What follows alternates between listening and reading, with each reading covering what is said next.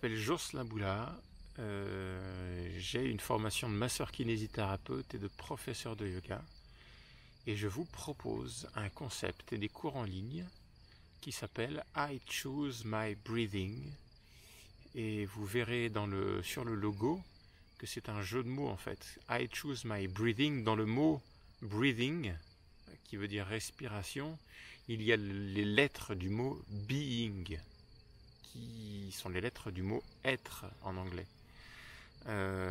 L'aspect central de ce concept, c'est que si je choisis ma respiration, ma manière de respirer, je peux choisir mon état d'être intérieur.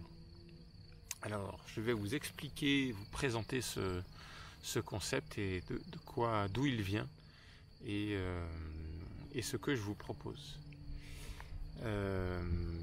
C'est une idée, c'est un concept qui marie les connaissances qui sont fondamentales dans la pratique du yoga, qui est la maîtrise du souffle, et des connaissances plus récentes issues de nos méthodes de recherche et de connaissances actuelles,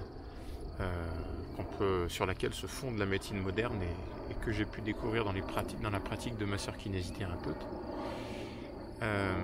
L'idée fondamentale de la maîtrise du souffle et du pranayama, c'est que les paramètres du souffle, que sont la vitesse de la respiration, le temps d'inspiration, d'expiration,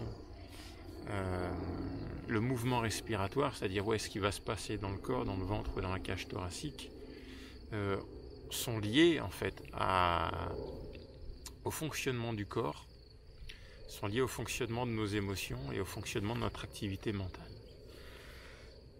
Et l'aspect central, c'est que si je maîtrise cela, chez la majorité des gens ou dans la majeure partie du temps, ça se passe de manière inconsciente, sans qu'on s'en rende compte. Si on travaille à maîtriser, non pas à contrôler, mais à maîtriser cela, on va prendre la maîtrise de notre activité émotionnelle, de certains paramètres de notre corps et de notre activité mentale. C'est des choses qu'on retrouve dans des textes qui sont fondateurs de la philosophie et de la pratique du yoga et qui ont été écrits il y a très longtemps. Donc c'est des recherches qui ont été faites par des gens qui n'avaient comme seul outil que l'introspection. Ce sont des choses qui aujourd'hui on redécouvre grâce à des recherches scientifiques, donc avec des méthodes de connaissances qui sont complètement différentes, avec des outils mathématiques et les instruments de mesure qu'on peut avoir aujourd'hui qui sont très précis. On sait par exemple que si on fait un exercice de respiratoire avec un rythme particulier, on va avoir une influence sur certains paramètres dans l'immunité, des hormones qui gèrent la tension artérielle, des hormones qui sont témoins du stress dans le corps, des hormones qui jouent un rôle dans le ralentissement du vieillissement pendant 5 heures. Donc quand on fait un certain type de respiration, ça change certains paramètres qu'on peut mesurer dans le corps pendant 5 heures. Et si on fait ces exercices de respiration régulièrement, aujourd'hui on sait que cela peut influencer par exemple la prise ou la perte de poids, la gestion du stress et des émotions. Ça peut intervenir dans le traitement des hypertensions artérielles. Ça favorise la récupération à l'effort. Et un tas d'autres choses. Et c'est quelque chose qu'on a du mal à mettre en pratique à grande échelle aujourd'hui. Mais ça vient conforter cette idée selon laquelle la respiration est vraiment un élément central. Et j'oublie aussi que ce rythme de respiration a un rôle de la même durée sur la vitesse des ondes cérébrales. Qu'on peut, à travers un simple exercice de respiration, entrer dans un état qui est décrit comme étant un état de calme et d'éveil. C'est-à-dire qu'on est à la fois très calme et détendu, relaxé, mais à la fois très éveillé, très présent, très conscient. Donc tout cela avec des recherches récentes qui viennent conforter ce qui a été dit dans des pratiques et dans des textes qui sont très très vieux et très anciens.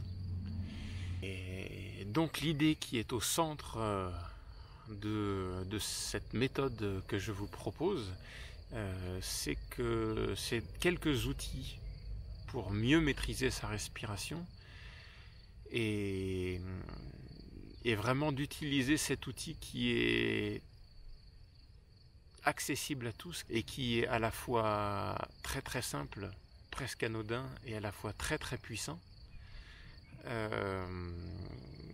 Chacun peut apprendre à maîtriser son souffle. Il ne s'agit pas de se mettre en équilibre sur la tête ou d'arriver à mettre toucher sa tête avec les pieds ou ce genre de choses.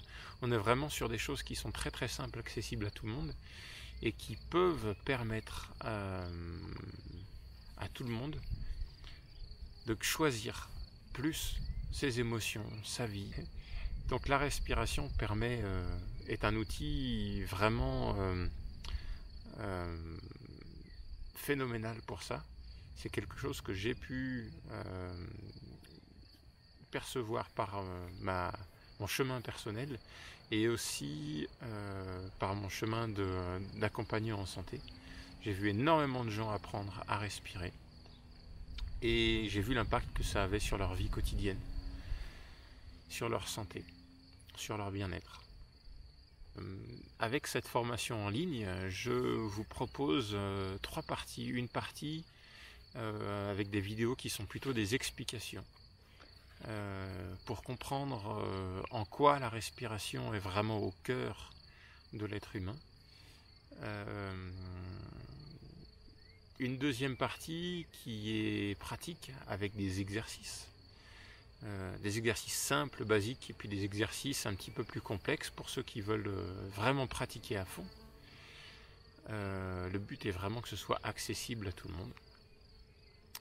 Et une troisième partie pour aller plus loin, pour les personnes qui sont intéressées plus par une démarche complète de découverte de soi, d'exploration de soi. Et c'est avec un grand plaisir que je propose aujourd'hui en ligne cette méthode et cette démarche. Je souhaite de tout mon cœur que ça soit bénéfique au plus grand nombre. C'est ce que maîtriser son souffle et apprendre à respirer au quotidien peut faire pour vous.